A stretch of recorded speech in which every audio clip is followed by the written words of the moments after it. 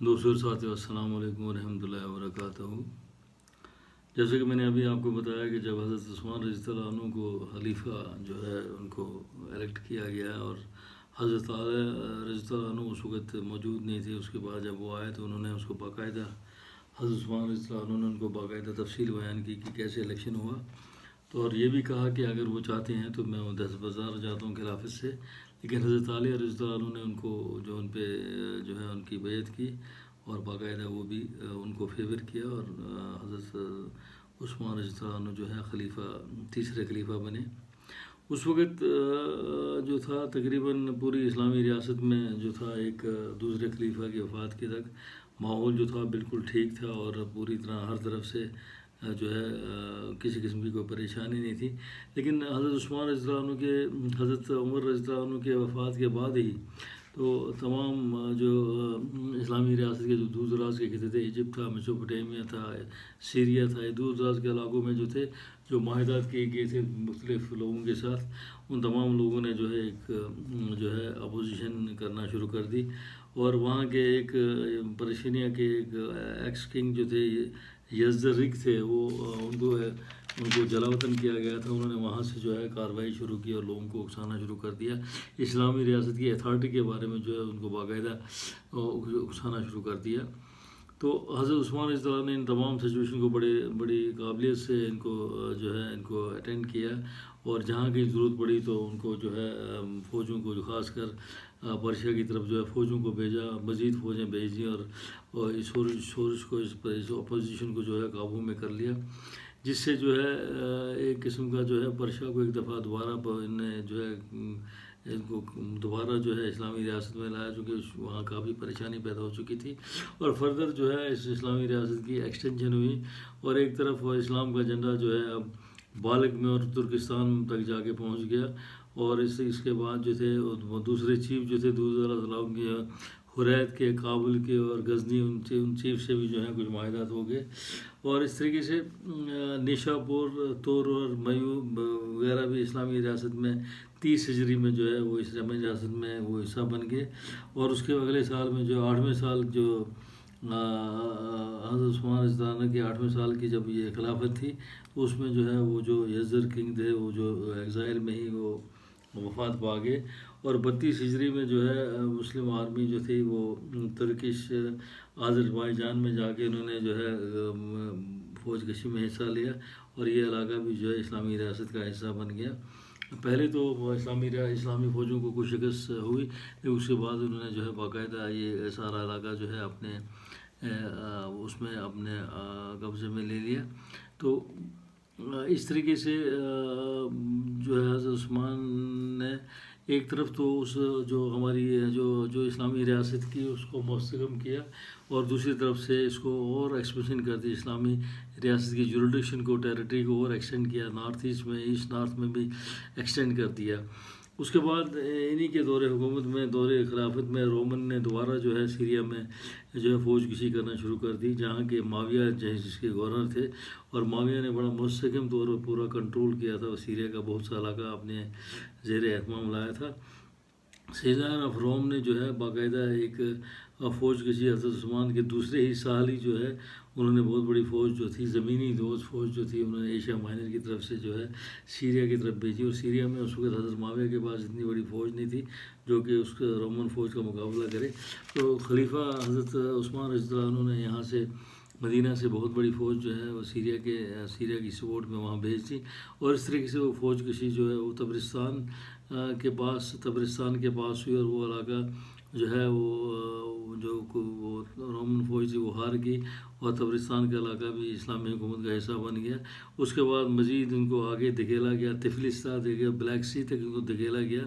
اس کے بعد ہر سال رومن فورسز وہاں سے کنسٹینٹی پول سے وہ اٹھ کے آتے تھے اور وہاں پر مسلمانوں کے ساتھ فوج کشی کرتے تھے، لیکن ان تمام چیزوں کا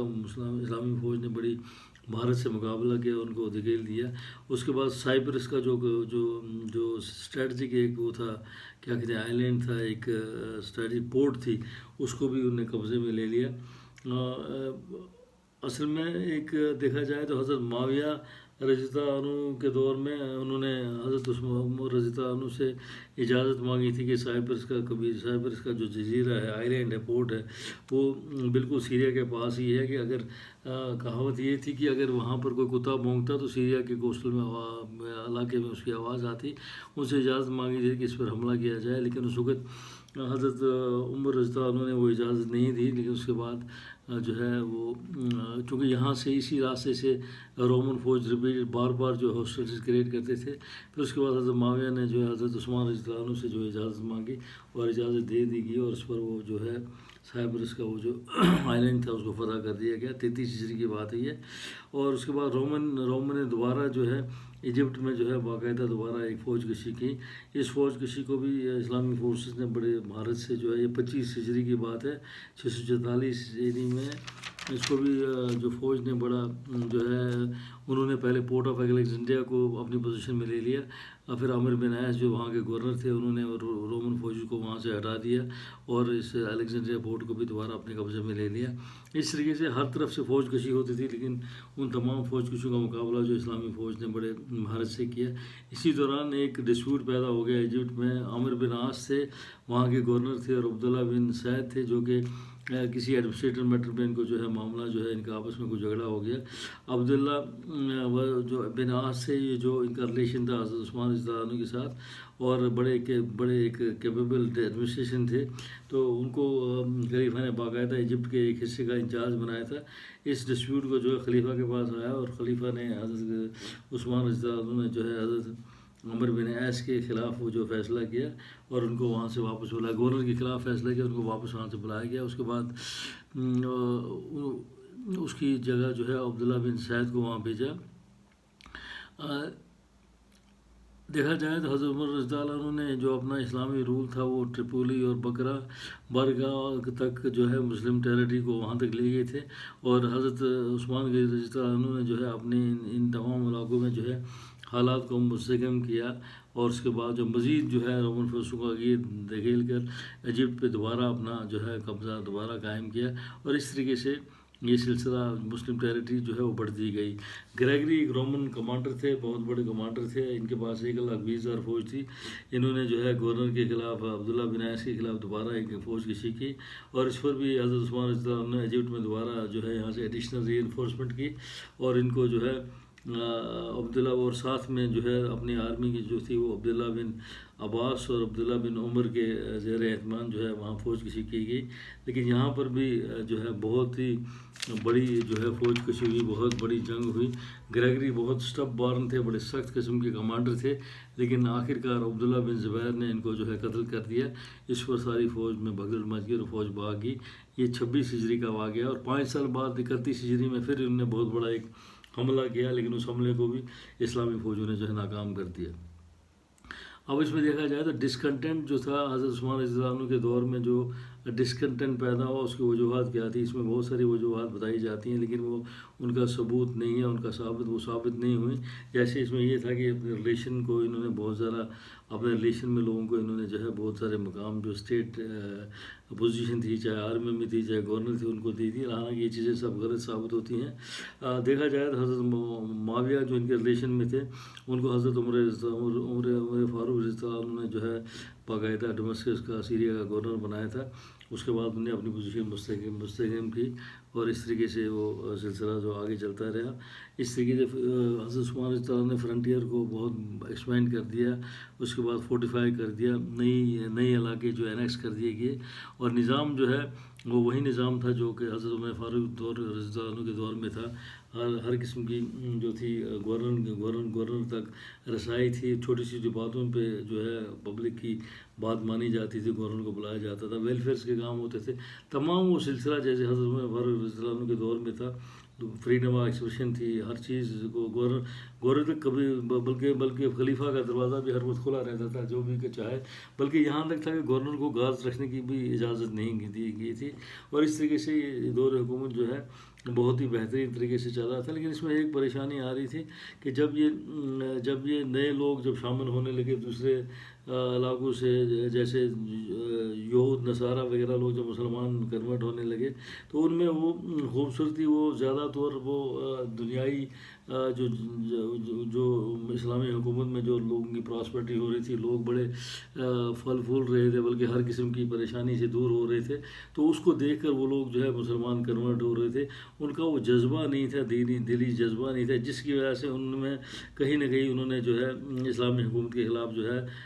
کام کرنا شروع کر دیا. اور حالانکہ گورنرز کو بہت ہی رکھا تھا، بڑا ان کی پوزیشن کو بڑا ڈائلیوٹ کیا تھا کہ ہر معاملے میں ان کی بات جو ہے وہ ان کے خلاف اگر بات ہوتی تھی بہت بڑا ایکشن لیا جاتا تھا. اس طریقے سے یہ سلسلہ آگے چلتا رہا. خلیفہ کی پوزیشن جو تھی وہ اس نے بھی اپنے آپ کو بہت ہی ایکسیسیبل رکھا تھا. ہر کوئی شخص جو ہے ان کے پاس آتا اور ان کے ساتھ جو ہے باقاعدہ وہ کیا کہتے ہیں ان کی اپنی رائے اپنی کمپلین کرتا. یہ بہت بڑا کنگڈم تھا، ایک طرف اسلامی ریاست تھی، دوسرا میسوپوٹیمیا تھا، بہت بڑی ایک ریاست تھی جس کا ایک خلیفہ تھا. لیکن اس کے باوجود خلیفہ جو تھا ہر وقت پبلک کے ایکسیس میں ہوتا تھا. اور اس میں جو اسلام میں جو مدینہ اور اس کے گرد وہاں کے علاقے میں جو لوگ تھے وہ انہیبیٹنٹ تھے، انہیں صحابہ کے، انہیں بزرگوں کے جنہوں نے کہ نبی کریم صلی اللہ علیہ وسلم کے دور میں اسلام دیکھا، اسلام کو محسوس کیا، اسلام پہ چلے. وہ بہت ہی نالج والے تھے، بہت ہی جذباتی تھے، وہ اسلام کی بہت ہی قدر کرتے تھے. لیکن وہ دوسرے جو ساتھی جو شامل ہونا شروع ہو گئے ان کی لا علمی کی وجہ سے کچھ پریشانیاں جو ہے آگے جو ہے وہ جو پریشانیاں پیدا ہوئیں، جو کہ حضرت عثمان رضی اللہ عنہ کی اپوزیشن جس کی وجہ سے بڑھ گئی. تو اس میں یہی تھا پہلے کہ گورنر جو عبد العزیز، اس میں زیادہ جو ایشو تھا وہ یہ تھا کہ کوفہ، اس میں خاص پر کوفہ بصرہ وغیرہ میں جو ہے اپنے لوگ لگائے گئے. لیکن میں نے آپ کو بتا دیا کہ حضرت عثمان، اس کے بعد حضرت معاویہ کو وہاں لگایا گیا تھا، حضرت عمر فاروق رضی اللہ عنہ نے لگایا تھا. لیکن حضرت سعد بن عمر جو تھے وہ گورنر بنے، لیکن کی بہت بڑی ملٹری تھی، بہت بڑی ایک ملٹری مین تھے جنہوں نے کہ پرشا کو جو ہے باقاعدہ وہاں سے فتح کیا تھا. حضرت عمر فاروق کے دور میں سیریا کے گورنر معاویہ میں نے آپ کو بتا دیا. اس کے بعد پرشا میں جو تھے گورنر تھے، کوفہ میں جو گورنر تھے، پرشا میں جو گورنر تھے، اس کے بعد سعد جو تھے ان کو جو ہے پرشا کا گورنر، کوفہ کا گورنر بنایا گیا تھا. اور اس کے بعد تھوڑا سا ڈسپیوٹ ہوا تو ان کو بلایا گیا اور وہاں پر حضرت مغیرہ رضی اللہ عنہ کو بھیجا گیا. اور عثمان رضی اللہ عنہ نے جب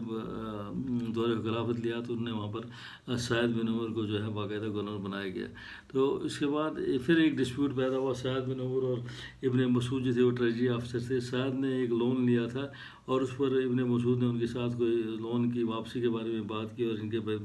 درمیان کوئی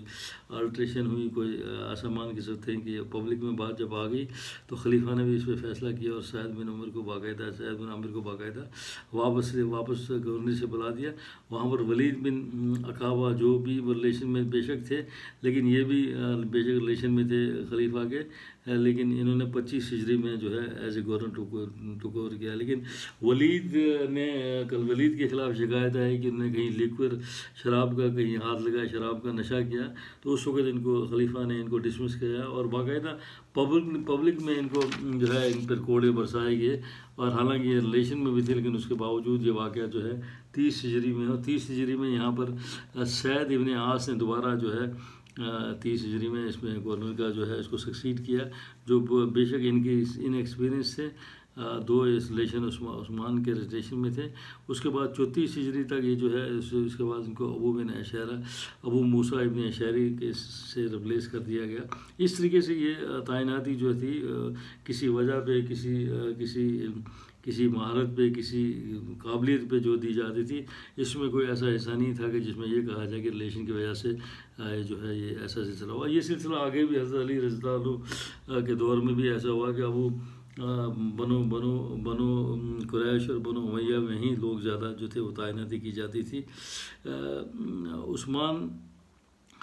اس کے بعد ابو موسیٰ اشعری جو تھے، اس کے بعد گورنر بصرہ جو تھے عمر بن عاص سے 29 ہجری میں، لوگوں نے ان کے خلاف کوئی شکایت کی تو ان کو انہوں نے ہٹا دیا اور وہاں پر ان کی جگہ پہ اپنی جائز پہ کو بندہ لے لیا. تو اس کے بعد وہ آدمی بھی کچھ نہیں کر سکا، اس کے بعد وہ گورنر بھی کچھ کام نہیں کر سکا، اس کو عبداللہ بن عامر کے بعد دوبارہ اس کو ریپلیس کیا. اس طریقے سے جو بھی گورنر ریپلیس ہوتا تھا اس کی کوئی وجہ ہوتی تھی، اس کی کوئی ریزن ہوتی تھی جس کی وجہ سے سارا سلسلہ ہوتا تھا.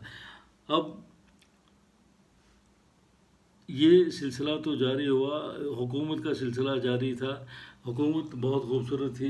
ہر قسم کی پریشانی، لوگوں کو پریشانی، لوگ بڑے پراسپر ہو رہے تھے، مسلمان بہت ترقی کر رہے تھے اور لوگ جو ہے اسلام میں داخل ہو رہے تھے. اس کی وجہ سے، خوبصورتی کی وجہ سے، حکومت کی وجہ سے، اور حکومت میں جو مراد تھی، جو طریقہ تھا حکومت کا، گورنرس کا، اس کو دیکھ کے لوگ جو ہے وہ شامل ہو رہے تھے، دین کی طرف شامل ہو رہے تھے. اور خاص کر نئی بستیاں جو شامل ہوئی، جو کوفہ بصرہ وغیرہ کی نئی بستیاں جو شامل ہوئی، بہت بڑی پراسپر ہوئی، بہت بڑا سلسلہ وہاں پر شروع ہوا. تو اس کے بعد جو ہے جو کیا کہتے ہیں، یہ تمام چیزیں ٹھیک تھیں. لیکن ابن سبا ایک شخص کھڑا ہو جاتا ہے، ابن سبا ایک شخص کھڑا ہوتا ہے جو کہ باقاعدہ جو ہے حضرت عثمان رضی اللہ عنہ کے خلاف جو ہے ایک محاذ کھڑا کرتا ہے، ایک اپوزیشن پیدا کرتا ہے. اس کی وجہ میں آپ کو آگے اسی ویڈیو میں آپ کے ساتھ میں شیئر کروں گا.